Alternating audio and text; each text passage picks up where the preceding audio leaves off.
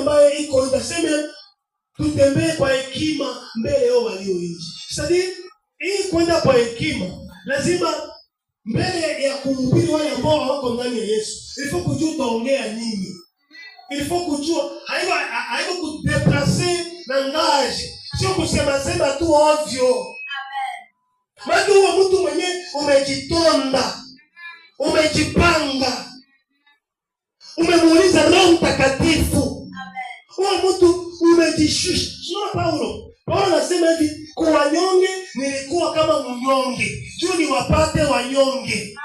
Kwa wale ambao wasiokuwa na sheria, anajifanya kama mwenye ana sheria juu apate wale, kwa sababu yeye mwenye sheria sana.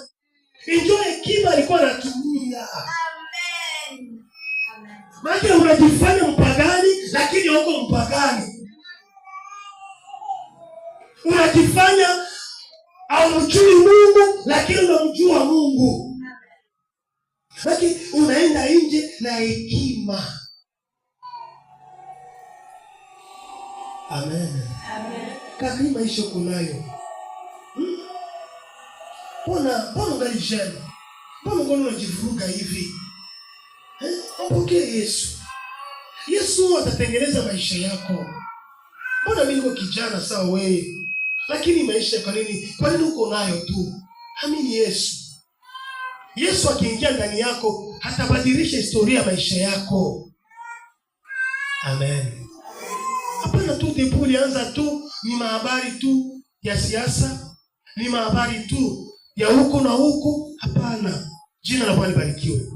Tafuta muda mzuri na umsaidie mtu maneno ya Mungu, maneno ambayo itakwenda kumsaidia mtu atoke kwa hii hali. Jina la Bwana. Amen. Kwa hiyo hekima ni ya maana sana.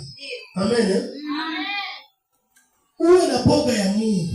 Hauwezi enda nje kama hauna hekima. Hekima baki hapa wewe na boga ya Mungu. Basi ukienda nje hauna hekima, hauna boga ya Mungu, kwenye utaenda pale biko na uwezo wa kukugeuza na kukufanya wewe kuwa mpagani. Jina la Bwana libarikiwe. Amen. Aseme mkikomboa nini? Wewe unasema